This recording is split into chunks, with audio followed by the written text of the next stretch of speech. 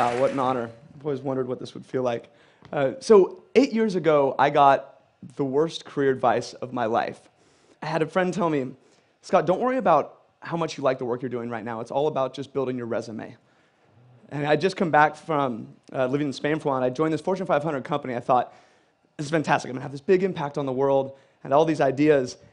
And within about 2 months, I noticed at about 10 a.m. every morning, I had this strange urge to want to slam my head through the monitor of my computer. I don't know if anyone's ever felt that.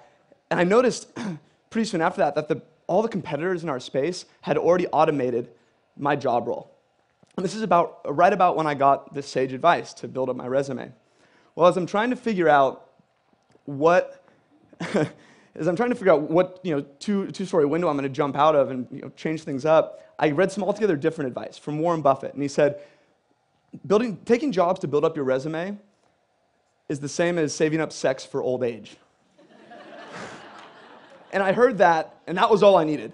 Within 2 weeks, I was out of there, and I left with one intention, to find something that I could screw up. That's how tough it was. I just wanted to have some type of an impact. Didn't matter what it was. And I found out pretty quickly after that I wasn't alone. It turns out over 80% of the people around don't enjoy their work. I'm guessing this room is different, but that's the average that Deloitte has done with their studies. And so I wanted to find out, what is it that sets these people apart? The people who do the passionate, world-changing work, they wake up inspired every day. And then these people, the other 80% who lead these lives of quiet desperation. So I started to interview all these people doing this inspiring work, and I read books and did case studies, and 300 books altogether on purpose and career and all this. Totally just self-immersion, really for the selfless reason of I wanted to find the work that I couldn't not do, what that was for me. But as I was doing this, more and more people started to ask me, Scott, you're into this career thing. I don't really like my job. Could we sit down for lunch? I'd say, sure, but I would have to warn them because at this point, my quit rate was also 80%. Of the people I'd sit down with for lunch, 80% would quit their job within 2 months. And this is something, I was proud of this. And it wasn't that I had anything special magic. It was that I would ask one simple question. It was, why are you doing the work that you're doing?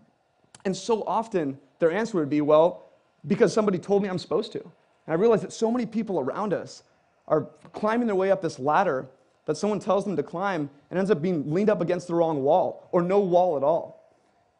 And so the more time I spent around these people and saw this problem, I thought, what if we could create a community, a place where people could feel like they belonged and that it was okay to do things differently, to take the road less traveled, where that was encouraged, and inspire people to change.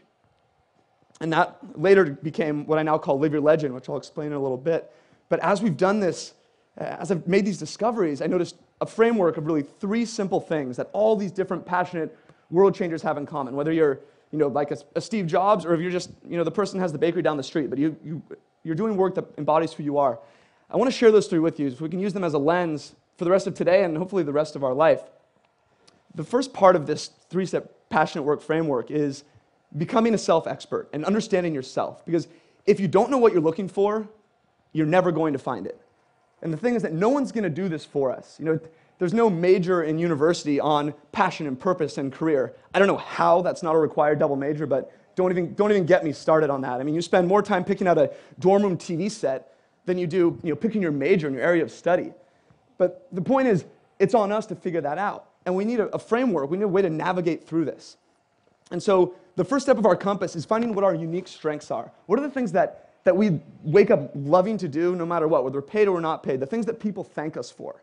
And StrengthsFinder 2.0 is a book and also an online tool highly recommended for sorting out what it is that you're naturally good at. And then next, what's our framework or our hierarchy for making decisions? Is it the people that, or do we care about the people, our family, health, or is it achievement, success, all this different stuff? We have to figure out what it is to make these decisions so we know what our soul is made of, so that we don't go selling it to some cause we don't give a shit about. And then the next step is our experiences. All of us have these experiences. We learn things every day, every minute about what we love, what we hate, what we're good at, what we're terrible at. And if we don't spend time paying attention to that and assimilating that learning and applying it to the rest of our life, it's all for nothing.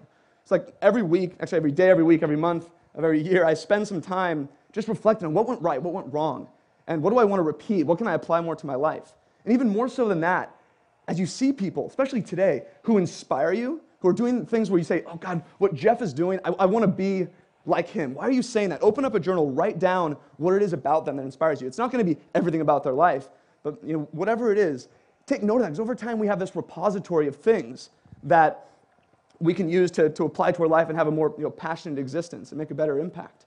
Because when we start to put these things together, we can then define what it is success actually means to us.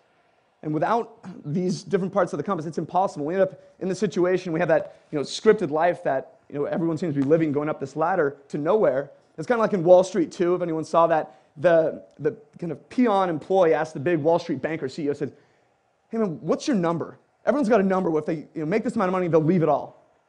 He says, "Oh, simple, more." He just smiles. And it's the sad state of most of the people that haven't spent time understanding what actually matters to them. We just keep reaching for something that doesn't mean anything to us, but we're doing it because everyone said we're supposed to. But once we have this framework together, we can start to identify things that make us come alive. Before this, a passion could come and hit you in the face. Or maybe in your possible life work, you might throw it to the side because you don't have a way of identifying it. But once you do, you can see something that says, it's congruent with my strengths, my values, who I am as a person. So I'm going to grab a hold of this, I'm going to do something with it, and I'm going to pursue it and try and make an impact with it. And Live Your Legend and the movement we've built wouldn't exist if I didn't have this compass to identify, wow, this is something I want to pursue and make a difference with. So if we don't know what we're looking for, we're never going to find it. But once we have this framework, this compass, then we can move on to what's next. And that's not me up there. But doing the impossible and pushing our limits. Because there's two reasons why people don't do things. One is because they tell themselves they can't do them, or the other is people around them tell them they can't do them. Either way, we start to believe it, and either we give up or we never start in the first place. The thing is, everything was impossible until somebody did it. Every invention, every new thing in the world, people thought were crazy at first. Roger Bannister in the 4-minute mile, it was a physical impossibility to break the 4-minute mile in a foot race until Roger Bannister stood up and did it. And then what happened? 2 months later, like 16 people broke the 4-minute mile. The things that we have in our head that we think are impossible, often just milestones waiting to be accomplished, if we can push those limits a bit. And I think this starts with probably your physical body and physical fitness more than anything, is we can control that. If you show yourself, you don't think you can run a mile, you show yourself you can run a mile or two, or even like a marathon, or lose 5 pounds, whatever it is, you realize that can be transferred, that confidence compounds, can be transferred into the rest of your world. And I've actually gotten into the habit of this a little bit with my friends. We had this little group where we kind of go on physical adventures, and recently I found myself in a kind of a precarious spot. I'm terrified of deep, dark blue water. I don't know if anyone's ever had that same fear ever since they watched Jaws 1, 2, 3, and 4, like 6 times when I was a kid. But anything above here, if it's murky, I can already feel it like right now. I swear there's something in there. Even if it's Lake Tahoe, it's freshwater. Totally unfounded fear, ridiculous, but it's there. Anyway, 3 years ago, I find myself on this tugboat right down here in the San Francisco Bay. It's a rainy, stormy, windy day, and people are getting sick on the boat, and I'm sitting there wearing a wetsuit, and I'm looking out the window in pure terror and thinking I'm about to swim to my death. I'm going to try and swim across the Golden Gate. And my guess is some people in this room might have done that before. And I'm sitting there, and my buddy Jonathan would talk me into it. He comes up to me, and he could see the state I was in. And he comes up and says, "Scott, hey man," he's like, "what's the worst that can happen?" He's like, "You're wearing a wetsuit, you're not going to sink." He's like, "and if you can't make it, just hop on one of the 20 kayaks. Plus, if there's a shark attack, why are they going to pick you over the 80 people that are in the water?" So thanks, that helps. He's like, "No, but really, just have fun with this." He's like, "Good luck." And he dives in, swims off. I'm like, okay. It turns out the pep talk totally worked. I just felt this total feeling of calm. And I think it was because Jonathan was 13 years old. And of the 80 people swimming that day, 65 of them were between the ages of 9 and 13. Think for a second how you would have approached your world differently. At 9 years old, you found out you could swim 1.5 miles in 56-degree water from Alcatraz to San Francisco. What would you have said yes to? What would you have not given up on? What would you have tried? As I'm finishing this swim, I get to Aquatic Park, and I'm getting out of the water, and of course, half the kids already finished. So they're cheering me on, and they're all excited. And I got total popsicle head, if anyone's ever swam in the bay. And I'm trying to just thaw my face out, and I'm watching people finish. And I see this one kid, something didn't look right. He's just flailing like this, and he's barely able to sip some air before he slams his head back down. And I noticed other parents were watching too, and I swear they were thinking the same thing I was. This is why you don't let 9-year-olds swim from Alcatraz. And I mean, this was not fatigue. All of a sudden, two parents run up, they grab him, and they put him on their shoulders, and they're dragging him. He's just dragging like this. And I mean, totally limp. And then all of a sudden, they walk a few more feet, and they plop him down in his wheelchair. And he puts his fists up in the most insane show of victory I've ever seen. I could still feel the warmth and the energy on this guy when he made this accomplishment. The thing is, I had seen him earlier that day in his wheelchair. I just had no idea he was going to swim. I mean, where is he going to be in 20 years? How many people told him he couldn't do that he would die if he tried that?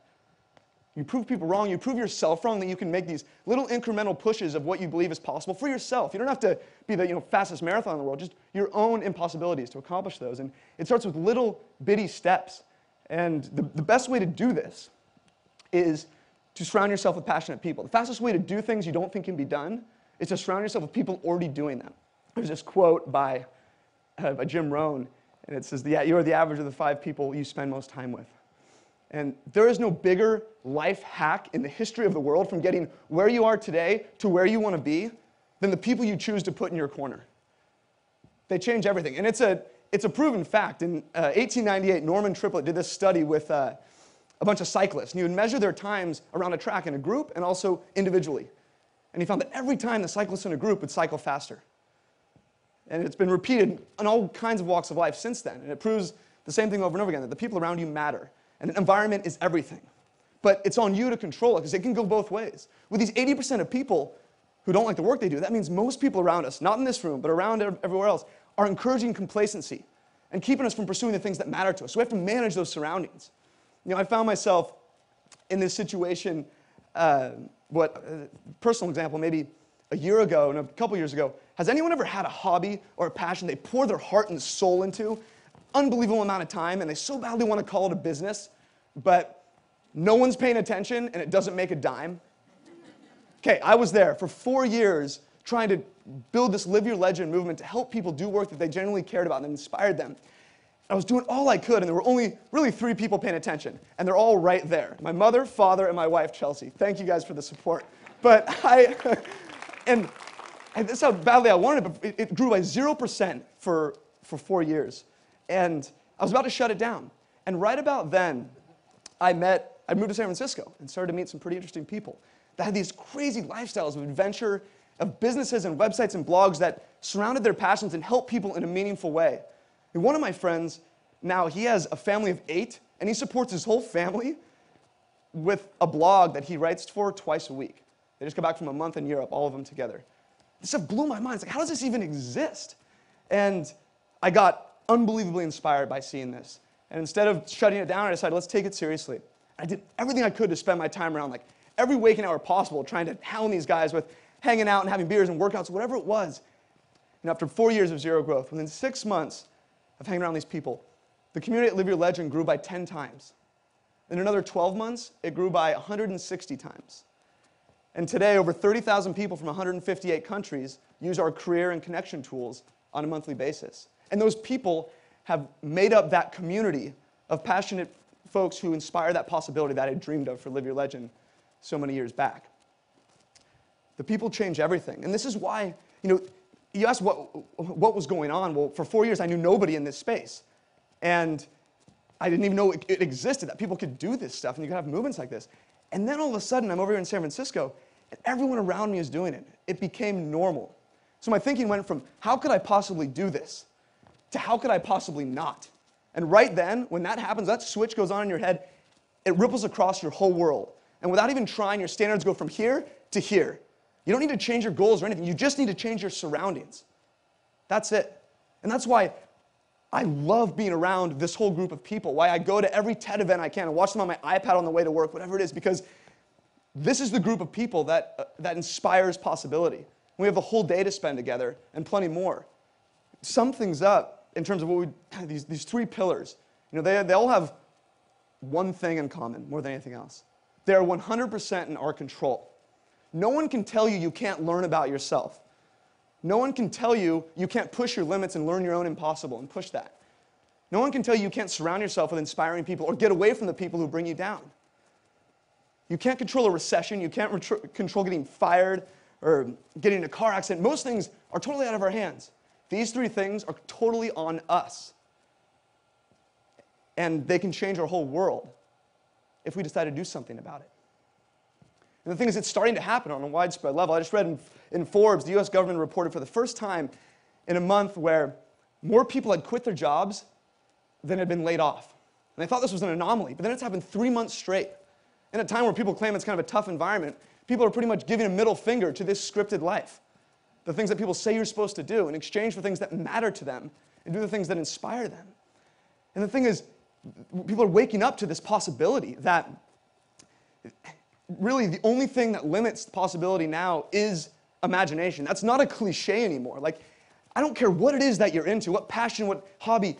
If you're into knitting, you can find someone who is killing it knitting, and you can learn from them. It's wild. And that's what this whole day is about, to learn from the folks speaking, and what we profile these people and live your legend every day, because it shows people, when ordinary people are doing the extraordinary, and when you can be around that, it becomes normal. And this isn't about being, Gandhi or Steve Jobs doing something crazy. It's just about doing something that matters to you and makes an impact that only you can make. Speaking of Gandhi, he was a recovering lawyer, as I've heard the term. And he was called to a greater cause, something that mattered to him he could not do. And he has this quote that I absolutely live by. First they ignore you, then they laugh at you, then they fight you, and then you win. Everything was impossible until somebody did it. You can either hang around the people who tell you it can't be done until you're stupid for trying, or surround yourself with the people who inspire possibility, the people who are in this room.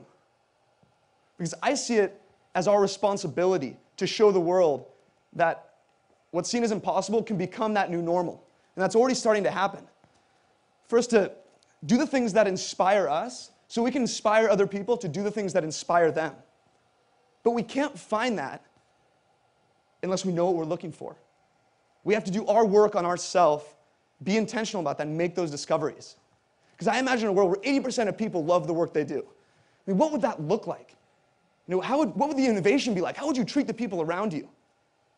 Things would start to change. And as we finish up, I have just one question to ask you guys, and I think it's the only question that matters. And it's, what is the work you can't not do? Discover that. Live it.